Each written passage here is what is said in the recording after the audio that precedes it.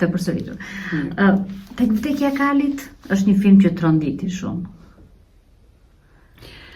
Tek vdekja e Kalit, të them të drejtën, kur e kemi parë para 2 vjetësh, e kishin restauruar, dhe tani filmat e restauruar bëhet si një premierë e re. Dhe e kemi parë, ishim bashkë me Timon, me Verën, me Fatosin, edhe aktorë të tjerë. Dhe kur ka mbaruar filmi, në sinkron, kështu kemi thënë, jemi kthyer nga njëri tjetri, po se haroj dhe Verën dhe Timon dhe kemi thënë, sa mirë që është ky film dhe që ne jemi në këtë film. Është një film, për mua, mbeti një film me emocion shumë të madh, ai ka qenë një skenari mrekullueshëm, i xhiruar në vështirësi të jashtëzakonshme, në limitet teknike të kinostudios që po mbaronte.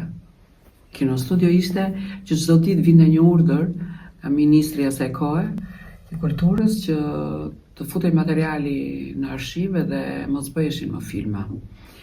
E vetëm ajo dëshira e Jon,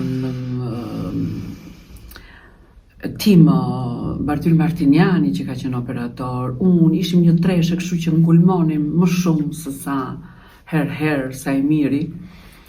Ai e bëri filmin, e mbaroi, po ndonjëherë dhe na ka ikur nga filmi. Ishin vite shumë të vështira, domethënë kishte njerëz që akoma donin tiknin nga Shqipëria. Dhe ne ishim që xhironin tamam në atë kohë vdekjen e Kalit. Dhe është një film i jashtëzakonshëm. Vdekja e Kalit, sa? Disa muaj do ketë zgjatur. Pak muaj ka zgjatur, pak muaj. Por ka qenë një frym dhe një përgjegjësi e jashtëzakonshme. Mua mezi më është mbushur mendja për ta bërë atë film, se ishte kollaj, domethënë. Pse? Sepse ishte herë e parë që Sajmiri thoshte që ka dhe skena krevati, ka dhe skena që çifti do ri dveshur e njërën tjetrën, unë që thoja në fillim, Sajmi është këgjej aktore ku duash, unë nuk pranoj në fillim. Dhe Sajmiri kërkoi, po, shkojnë në Maqedoni, në Kosovë, ti që brolli, po. Pastaj kthehen në teatr dhe më thot mua, jo, thot, do ta bëjmë emrat e njohur të kinemas tonë, kështu që e kam vendosur. Filmin do ta bëjmë, thot, dhe do bëjmë çfarë të duash ti, por nuk bëri fare çfarë desha unë.